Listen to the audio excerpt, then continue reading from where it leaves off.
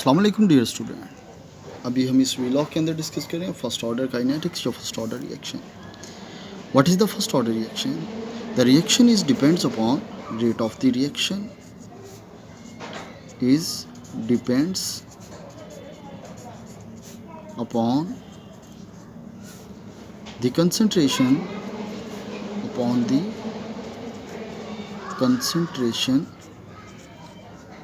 of one reactant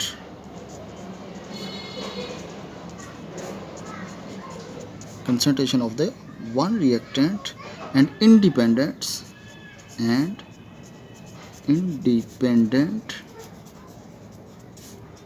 on other।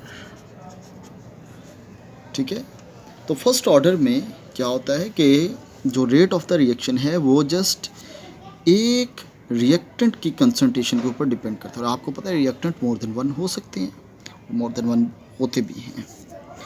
ठीक है, तो it's mean when reaction is not started time is zero and concentration, let's suppose अगर ए reactant है और वो कन्वर्ट हो रहा है बी के अंदर, तो this A is equal to the A naught, यानी कि 100% है। और when this time is t, then this concentration A is equal to A naught minus x, यानी कि ये क्या है, रिमेनिंग है। ये क्या है, रिमेनिंग। A naught टोटल 100% था ये वाला। अब इस 100% में से जो x है, लेट्स सपोज ये 30% है, तो रिमेनिंग क्या है, 70%। तो A माइनस एक्स क्या है, ये है 70%, जो जिसको हम रिमेनिंग कह रहते हैं। तो अकॉर्डिंग टू द डेफिनेशन, अगर हम डेफिनेशन के अकॉर्डिंग देखें तो rate R is equal to the K is equal to the A, और ये वन फर्स्ट ऑर्डर को रिप्रेजेंट कर रहा है। ठीक है, तो पीछे जो था हम ज़ीरो लिखते थे, ए ज़ीरो, वो ज़ीरो ऑर्डर को रिप्रेजेंट कर रहा था। And we also know this R is equal to minus D A by D T. R क्या है, इज इक्वल टू माइनस, और माइनस और डी बाई डी टी ये पहले पीछे ज़ीरो ऑर्डर में हम कर चुके हैं, ज़्यादा यहाँ पर दोबारा उनको लेके चलना तो ठीक नहीं है। हम इन दोनों को अगर आपस में कंपेयर कर लें, इसको भी इक्वेशन नंबर 1 है, इसको अगर हम इक्वेशन नंबर 2 के लें और इन दोनों का हम कंपैरिजन ले लें, दोनों आर हैं, तो K into A one is equal to minus D A by D T, minus D A by D T, ये हमारा कंपैरिजन आ गया। और यहाँ से अगर हम ए वाली टर्म कंसंट्रेशन वाली एक तरफ ले जाएं तो ये बनता है कि D T is equal to minus D A by A, D A by A, और ये माइनस यहाँ पर है, ये माइनस हम इधर minus K D T is equal to D A by A. ठीक है, तो ये हमारे पास इसकी टोटल कंसंट्रेशन निकल आएगी। तो ये टाइम हमारे पास इस तरीके से, क्योंकि ये जस्ट इसमें मैंने क्या किया है कि ये इधर नेगेटिव था, इधर पॉजिटिव था, इधर नेगेटिव का था, इधर पॉजिटिव था, दोनों में से कोई भी पॉसिबिलिटी आप कर सकते हैं। तो ये हमारे पास एक इक्वेशन बन गई। अब इसके अकॉर्डिंग अगर हमें ग्राफ बनाना हो तो ग्राफ ये देखें बेटा जी, कुछ ऐसा बनेगा अकॉर्डिंग टू प्रीवियस जो हमारे पास था नॉलेज, उसके अकॉर्डिंग। अब उसके अकॉर्डिंग क्या था, इधर हमारे पास जो रिमेनिंग कंसंट्रेशन है ए माइनस एक्स, ठीक है, इधर रेट है, ये स्टार्ट हो रहा है और इसकी पॉजिटिव स्लोप आएगी, M is equal to tan theta, और ये टेन थीटा क्या आएगा, पॉजिटिव आएगा। ठीक है, this is for first order reactions. तो टेकिंग इंटीग्रल्स, हम इसका यहाँ पर हमें इंटीग्रल लेने की ज़रूरत है, लेकिन उससे पहले मैं कुछ फार्मूलाज आपसे डिस्कस करना चाहता हूँ, क्योंकि आप लोग बेसिकली मैथ के नहीं हैं, तो इसलिए कुछ फार्मूला मैं आपके साथ डिस्कस करना चाहता हूँ। कौन कौन से फार्मूलाज होते हैं जो मैथमेटिक्स के हैं। Integral D X is equal to X होता है, और integral D Y is equal to Y होता है। ये फार्मूला आपने याद करने हैं वाले। उसके बाद integral 1/x into D x, ये होता है लॉग एक्सपोनेंशियल एक्स, ये फार्मूलाज हैं। और ई की जो वैल्यू होती है 2.718, ई की वैल्यू होती है 2.718। इसी तरह integral 1/y into D Y is equal to log exponential Y. ठीक है, इसी तरह देखिए जी, नेक्स्ट है बेटा log m minus log n is equal to log m/n। ये फार्मूला है, क्योंकि आगे ये सारे यूज़ होने हैं, तो मैं एक दफ़ा ही इसको आपको बता रहा हूँ, इनको आपने याद कर लेना है। ठीक है, इसी तरह log एक्सपोनेंशियल x की वैल्यू होती है log exponential x is equal to 2.303 log 10x के बराबर होती है। ठीक है, और log 10 जो होता है log 10 इज़ इक्वल टू 1 होता है। और ये इसी तरीके से log 10 100 इज़ इक्वल टू 2 की होता है। log 10 1000 3 के इक्वल होता है। ठीक है, ये 3 के इक्वल होता है। ये फार्मूला हो गया। अभी कुछ और फार्मूलाज भी हैं, मैं वो भी लिख रहा हूँ यहाँ पर। तो नेक्स्ट है जी log 10 is equal to log 10 is equal to 0.3010 के बराबर होता है। ठीक है, और log 10 की वैल्यू 0.4771 होती है। log 10x की वैल्यू x होती है। ठीक है, और log 10 इज़ इक्वल टू 1 के बराबर होती है। और log exponential x is equal to y is equal to x is equal to e exponential y इसके बराबर होती है। तो ये डिफरेंट फार्मूलाज हैं बेटा, ये आपने इनको याद कर लेना, क्योंकि ये फार्मूला ही सारे इधर यूज़ होंगे। तो मैं यहाँ पर था, अभी इसका इंटीग्रल ले रहा हूँ। ठीक है, अब जब मैंने इंटीग्रल लिया यहाँ पर इन दोनों साइड्स के ऊपर, तो देखें जी, taking integral on both side, तो ये माइनस के मैं बाहर निकाल दिया, इधर मैंने लिख दिया dt। इसी तरह इधर भी इंटीग्रल ले लिया dA/a। लिमिट लिखें जी इसकी 0 और इसकी है t, लेकिन इसकी लिमिट चेंज हो गई है। अब यहाँ पर इसकी लिमिट चेंज हो गई है। इसकी लिमिट, क्योंकि अब इसकी कंसंट्रेशन जो है वो एक जो रिएक्टेंट है उसकी इन्वॉल्व हो रही है। तो स्टार्टिंग में जो इसकी लोएस्ट थी वो थी A0, और आफ्टर टाइम t इसकी है A0 माइनस x, ये इसकी लिमिट है। इसको अगर सॉल्व करेंगे तो ये तो माइनस KT ही आएगा, इसको सॉल्व करेंगे तो ये तो माइनस KT ही आएगा। लेकिन इधर आएगा, ये देखिए, अब यहाँ पर हमारे पास ये फिर वो इसी फार्मूला से इसकी वैल्यू आएगी, और ये आएगी क्या, log एक्सपोनेंशियल a, ये इसकी वैल्यू आएगी, और यहाँ पर आएगी लोएस्ट और हाईएस्ट वैल्यू। ये है जनाब A0, और ये A0 माइनस x, ये लोएस्ट ये हाईएस्ट। अब इनको हम देखें जी, माइनस KT ये है log exponent A0 minus x, और माइनस log एक्सपोनेंट A0, ये इस फार्मूला से, ये जो फार्मूला मैंने अभी आपको इधर लिख के बताया है, यहाँ से ये देख लें। ठीक है, तो ये हमारे पास इसकी वैल्यूज़ आ गई।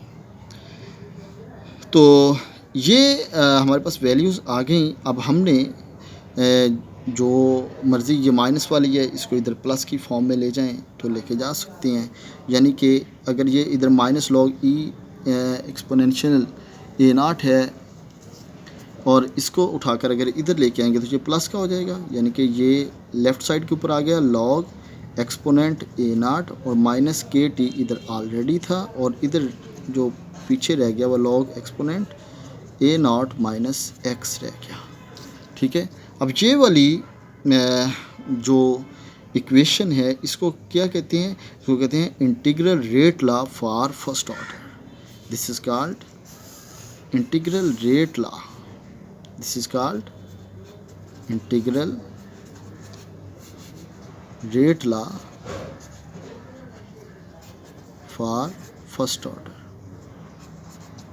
ठीक है, तो ये इंटीग्रल रेट लॉ यहाँ तक हमने कैलकुलेट इसके कर लिया।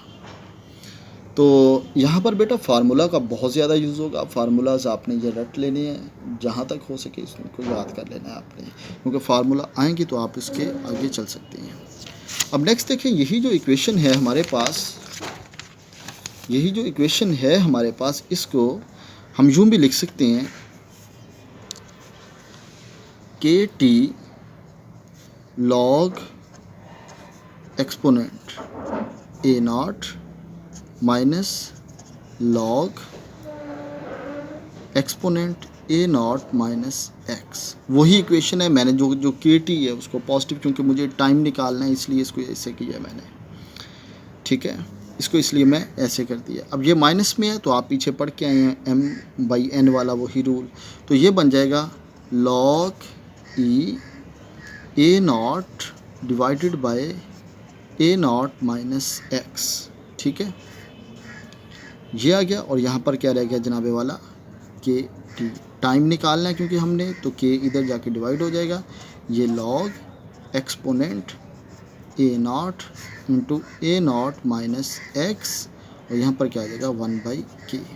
सो ये है फर्स्ट ऑर्डर रिएक्शन के टाइम निकालने का फार्मूला। ठीक है, तो डिफरेंट वैल्यूज़ अगर हम यहाँ पे लगाते हैं, और अब यहाँ पर ही देखिए अगर हम ये वैल्यूज़ को पुट कर लें, जैसे आपको पिछले फार्मूलास में बताया मैंने कि ये लॉग ई एक्स इसकी वैल्यू होती है 2.303 लॉग 10x के बराबर होती है।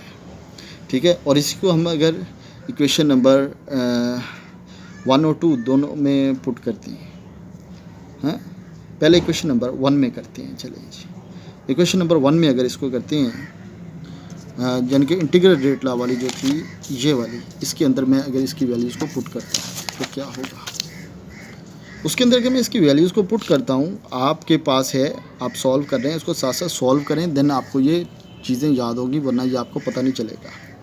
ठीक है, अब मैं इसकी वैल्यूज़ पुट कर रहा हूँ तो मेरे पास ये आ जाएगा 2.303 लॉग 10x की जगह के ऊपर क्या आ जाएगा ए नॉट माइनस एक्स, यानी कि जो उसकी वैल्यू है। सिमिलरली इज़ इक्वल टू का आगे सिंपल है, फिर है 2303, ये है log 10 A not minus K T, minus क्या आ गया के टी। अब दोनों साइडों को अगर हम इसके 2.303 के ऊपर डिवाइड कर दें, डिवाइड बोथ साइड 2.303, तो कोई फ़र्क नहीं पड़ेगा, लेकिन ये 2.303 कट जाएगा। ठीक है, यानी कि ये था 2.303 लॉग 10 और A not minus X is equal to 2.303 log 10 A not minus K T. इधर डिवाइड करेंगे, ये लें जी 2.303 इससे डिवाइड किया, इधर भी 2.303 से डिवाइड किया, ये भी कट गया, ये भी कट गया। ठीक है, जब ये दोनों कट गए तो हमारे पास ज़रा इक्वेशन उससे सिंपल हो गई, और वो इक्वेशन हो गई हमारे पास लॉग, ये जो पीछे बचा नज़र आ रहा है जी, log 10 A not minus X is equal to log 10 A not minus K T. ठीक है, ये भी एक अदर फॉर्म है, लिखा हमने वही इंटीग्रल लॉ है, तो लेकिन हमने एक दूसरी फॉर्म में इसको लिख लिया है। ठीक है, तो इसी तरह जब हम इसको इसी वैल्यू को इक्वेशन नंबर 2 में पुट करेंगे, और इक्वेशन नंबर 2 हमारे पास ये वाली टाइम वाली थी, हमने इसको इक्वेशन नंबर 1 कहा हुआ है। ये वाली जो है ये इक्वेशन नंबर 1 है जिसको इंटीग्रल रेट ला का, और ये इक्वेशन नंबर 2 है।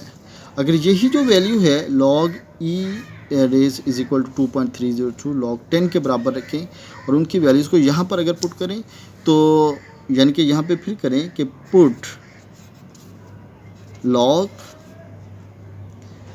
Exponent is equal to 2.303 log 10x, और इसको इक्वेशन नंबर 1 में अगर हम 2 में पुट करें तो इक्वेशन नंबर 2 बनेगी t is equal to 2.303 divided by the k into log a0 into a0 minus x के बराबर हो जाएगा। तो वही जो वैल्यूज़ है हम किसी में भी उसकी जो पुट कर सकते हैं, ये भी एक अदर फॉर्म है जस्ट उसकी उसको एक्सप्रेस करने के लिए, और कुछ भी नहीं है। तो ये है बेटा हमारे पास इक्वेशन, और इस इक्वेशन में अगर हम देखें तो ये था हमारे पास log e minus K T, और ये माइनस रिप्रेजेंट कर रहा है कि आपके पास जो ग्राफ बनेगा, स्लोप बनेगी, वो डिक्रीजिंग बनेगी। ठीक है, यानी कि अगर हम ग्राफ की फॉर्म में लेके जाएं इक्वेशन नंबर 1 से, इक्वेशन नंबर 1 को बेटा, तो ये है एक्स एक्सिस, और एक्स एक्सिस के ऊपर आ जाएगा टाइम, इधर आ जाएगा जो हमारी कंसंट्रेशन रिमेनिंग, और वो a0 माइनस एक्स है। ठीक है, इधर है कंसंट्रेशन a, और कंसंट्रेशन ये डिक्रीजिंग होगी क्योंकि नेगेटिव का इसके साथ साइन है। ठीक है, तो ये हो जाएगा tan theta minus k by 2/3, इस तरीके से जो हम इसको लिखेंगे। ये बेटा जी हो गया हमारे पास उसका सॉल्यूशन। अब देखें इक्वेशन नंबर 1 जो है उसको दोबारा से, ये इक्वेशन नंबर 1 है आपके पास, ये इक्वेशन नंबर 1 है। इस इक्वेशन नंबर 1 के साथ हम कुछ और भी कर सकते हैं, और बड़ी सिंपल सी बात है, यानी कि हम ट्रीट इसी को करेंगे। इसी को ट्रीट मुख्तलिफ वेज से करते हैं, जैसे ये लें, नेक्स्ट मैं कर रहा हूँ इक्वेशन नंबर 1 को, चले मैं इसको फिर दोबारा लिख देता हूँ। हमारे पास जो इक्वेशन नंबर 1 थी, from equation number 1 log exponential a0 minus x, और is equal to log exponent a0 minus kt। ये इक्वेशन नंबर 1 है हमारे पास, जो प्रीवियस हम प्रूव करके आ चुके हैं, वही इक्वेशन है। इसमें हम एक्सपोनेंट की वैल्यू अब निकालना चाहते हैं। पहले t की किया था, अब हम एक्सपोनेंट की भी निकाल लेते हैं। तो लें बेटा जी, ये है log exponent a0 minus x, और इसको अगर उठा के लेफ़्ट साइड के ऊपर लिखेंगे तो ये माइनस का हो जाएगा। तो ये log एक्सपोनेंट a0, और ये is equal to minus K T है। ये इज़ इक्वल टू क्या है, माइनस के टी है। इसी को हम यूँ भी लिख सकते हैं कि ये है हमारे पास log एक्सपोनेंट, और ये है a0 माइनस x, और डिवाइडेड बाय द a0। ये देखें, ये माइनस में है तो डिवाइड हो गया, तो ये क्या आ गया, माइनस के टी। ये क्या आ गया, माइनस के टी। और अगर हमने यहाँ से इस एक्सपोनेंट को ख़त्म करना है तो ये आ जाएगा a0 minus x over a0, लेकिन इधर एक्सपोनेंट आ जाएगा और ये एक्सपोनेंट हो जाएगा, और ये इसकी पावर बन जाएगी माइनस के टी। ठीक है, ये हो गया। अब यहाँ से a0 minus x, a0 exponent minus K T. तो डिफरेंट इस तरीके से आप इसी इक्वेशन को यूज़ करके हुए बहुत सी चीज़ों का आप निकाल सकते हैं। ठीक है, तो ये एक्सपोनेंशियल उसकी रिप्रेजेंटेशन है। तो एक्सपोनेंशियल रिप्रेजेंटेशन वो आपके सामने, और अगर हम एक्सपोनेंशियल रिप्रेजेंटेशन में उसका ग्राफ देखेंगे तो इसका ग्राफ कुछ फिर ऐसे बनेगा, इस तरह का। इधर टाइम होगा और इधर a माइनस एक्स होगा एक्सपोनेंट की फॉर्म में। ठीक है, और अब हम t0 और ये सब कुछ हो गया। चले unit of the k for first order reaction, और ये unit of the k for first order हम पहले भी कर चुके हैं, मैं आपको दोबारा फिर करवा रहा हूँ। ठीक है, तो यूनिट्स ऑफ द के, यूनिट्स ऑफ द के फॉर फर्स्ट ऑर्डर, के इज इक्वल टू मोल पर लीटर इंटू 1 माइनस n पर सेकेंड। ठीक है, ये इसके यूनिट है। तो 1 माइनस एन, एन तो फर्स्ट है क्योंकि के इज इक्वल टू मोल पर लीटर 1 माइनस 1 फर्स्ट ऑर्डर है ना, ये क्या है पर सेकेंड, के क्या है जनाब मोल पर लीटर पर सेकेंड, और ये क्या हो गया ज़ीरो। ठीक है, जब ये ज़ीरो हो गया मीन इसकी वैल्यू ख़त्म हो गई, तो के यूनिट जो हैं वो जस्ट हैं पर सेकेंड। के जो यूनिट है वो क्या है पर सेकेंड। शायद ये नज़र नहीं आ रहा था, मैं दोबारा इसको एक्सप्लेन कर देता हूँ यूनिट ऑफ द के को। के जो यूनिट होते हैं वो होते हैं मोल पर लीटर 1 माइनस n इंटू पर सेकेंड। अब n क्या है ऑर्डर, ऑर्डर क्या है फर्स्ट, तो ये हमने इधर फर्स्ट एक लगा दिया, तो 1 माइनस 1 क्या बचा ज़ीरो, ज़ीरो अगर पावर होगी तो वो ख़त्म हो गया, तो जस्ट ओनली यूनिट जो बचे वो क्या बचे पर सेकेंड बच गए। हाफ लाइफ, इसी पेज के ऊपर मैं हाफ लाइफ को भी सॉल्व कर रहा हूँ। Half life of the first order, और हाफ लाइफ आपको पता है कि T/2 और A0/2 होगा, कंसंट्रेशन भी यानी कि हाफ हो जाएगी। तो T हम पहले से ये निकाल चुके हैं, पीछे जो इक्वेशन नंबर 2 थी वो क्या थी 2.303 divided bye K into log 10 A0 over A0 minus x. ये हम पहले से निकाल चुके हैं, जो इक्वेशन नंबर 2 है वहाँ से। अब हम हाफ निकालना चाहते हैं इसका, तो T 1/2 हो जाएगा। ठीक है, तो ये 2.303 डिवाइडेड बाय K, ये log 10। ठीक है, और ये तो है हमारे पास इनिशियल कंसंट्रेशन और वो है A0, और जबकि ये जो A0 है ये क्या बच गया A0/2, A0 क्या बच गया A0/2। अब ये अगर इससे कैंसिल कर दें 1/2, यानी कि ये डिवाइड का डिवाइड क्या हो जाएगा मल्टीप्लाई, तो ये 2 ऊपर जाके मल्टीप्लाई हो जाएगा, ये ए से कैंसिल, ये नीचे क्या बचा ऊपर 1, नीचे क्या बचा 1/2, 2 ऊपर चला जाएगा। ठीक है, तो ये T/2 इंटू 2.303/K, और ये log 10, और ये आ गया 2, और 2 की वैल्यू कितनी थी आपको पता है ना, कितनी थी 0.3010। ठीक है, तो T 1/2 2.303/K, और ये मल्टीप्लाई होगा किसके साथ 0.3010 के साथ, 0.3010 के साथ, तो आपके पास ये निकलाएगा T 1/2 is equal to 0.693/K। ये हाफ लाइफ है फर्स्ट ऑर्डर के लिए, ये हाफ लाइफ है किसके लिए फर्स्ट ऑर्डर के लिए। So it does not depends upon the initial concentration while half life of the zero order depends A0।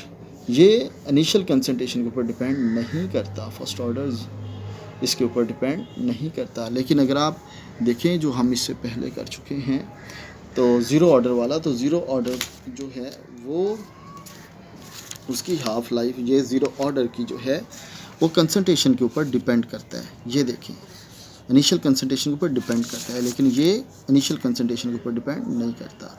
So first order does not depends upon the initial concentration while zero order is depends upon the initial concentration. So ये इन दोनों में एक basic सा difference भी है। ठीक है, तो आप देख सकते हैं।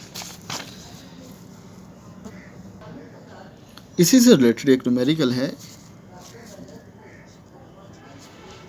In first order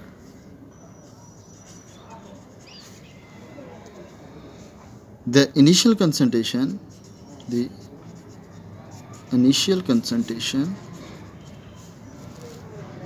is 0.52 mole per liter. After 100 second concentration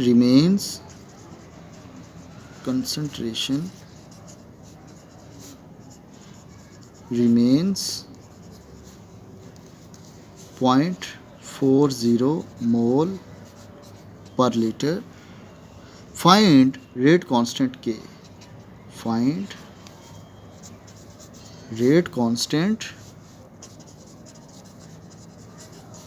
K, ये इसका फाइंड करना है।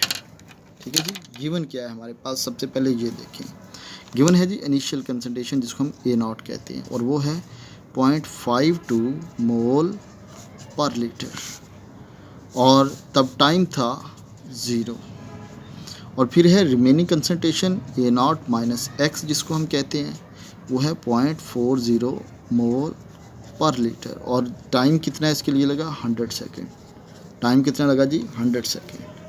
तो देखें जी के टी हमारे पास होता है 2.303 और into log 10 A not over A not minus x. ये डिफरेंट जो फॉर्म है, अब देखें टाइम हमें के निकालना है तो यहाँ से हम के इसका निकाल सकते हैं। के निकालना है तो टी को इधर ले आएँ, अगर टी निकालना है तो के को यहाँ पर ले आएँ। तो K is equal to 2.303 divided by the T log 10 A naught initial concentration, और ये क्या है रिमेनिंग कंसंट्रेशन। तो के 2.303, टाइम लिखें कितना लगा था 100, और ये ले लें जी log 10, और log 10 0.52 डिवाइडेड बाय 0.40, ठीक है। और ये k is equal to 2.303 divided by the 100, और ये बच गया जनाब log 10, और रिमेनिंग क्या बचा था 1.3। log 10 1.3 की वैल्यू यहाँ पर फाइंड कर लें और उसको इसके साथ मल्टीप्लाई कर दें तो आपके पास ये k की वैल्यू निकल आएगी। ठीक है, आपके पास जो कैलकुलेटर है log 10 उससे सेलेक्ट करके 1.3 को सेलेक्ट करके इसके साथ मल्टीप्लाई कर दें तो k की वैल्यू आपके पास आ जाएगी। तो ये आपने इस तरीके से इसमें k की वैल्यू को निकालना है। और नेक्स्ट है जी life time for first order. Life time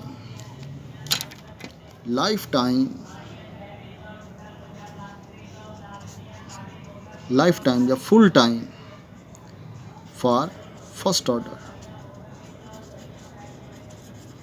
full time for first order, तो टी क्या है जनाब फुल टाइम। फुल लाइफ या फुल टाइम और कंसंट्रेशन फुल टाइम में वो जो है वो क्या है इज इक्वल टू 0। जब सारा ख़त्म हो गया तो जारी बात है कंसंट्रेशन 0 ही हो जाएगी। और यहाँ पर देखें कि ये है हमारे पास वही फार्मूला जो ऊपर आपने किया था, K T is equal to 2.303 into log 10 A naught by A not minus X. ठीक है, यहाँ पर हमने टी निकालना है ना बेटा, तो t is equal to 2.303 divided by the K log 10, और ए नॉट तो इनिशियल है और ये रिमेनिंग क्या है 0। रिमेनिंग क्या है 0। जब ये 0 किसी से डिवाइड होता है तो वो क्या होता है इन्फिनिटी हो जाता है। वो क्या होता है जी इन्फिनिटी हो जाता है। सो फर्स्ट ऑर्डर नेवर कंप्लीटेड। सो फर्स्ट ऑर्डर नेवर कंप्लीटेड, ये इन्फिनिटी आएगा आंसर इसका। किसी भी चीज़ को अगर 0 से डिवाइड करेंगे तो वो क्या हो जाएगा इन्फिनिटी। तो इसका जो आंसर है वो इन्फिनिटी आ जाएगा। ठीक है, infinity multiplied by anything infinity. ठीक है, तो एक्चुअली क्या है कि जो रिमेनिंग कंसंट्रेशन है वो है 0। अब जो रिमेनिंग कंसंट्रेशन जब 0 है तो वो इनिशियल के ऊपर डिवाइड करेगी, 0 किसी के ऊपर डिवाइड करेगा उसको इन्फिनिटी आ जाएगा। तो लॉग अगर इसका लेंगे तो वो इन्फिनिटी। इट्स मीन कि फर्स्ट ऑर्डर कंप्लीट नहीं होता। फर्स्ट ऑर्डर का यही हमारे पास आंसर आता है। ठीक हो गया बेटा। और इसके बाद हैं फिर इस फर्स्ट ऑर्डर के न्यूमेरिकल। उसके न्यूमेरिकल ज़रा मैं नेक्स्ट वीलॉग के अंदर उसको करता हूँ। ठीक है, तो अभी तक इतना ही। ओके, थैंक यू, अल्लाह हाफिज़।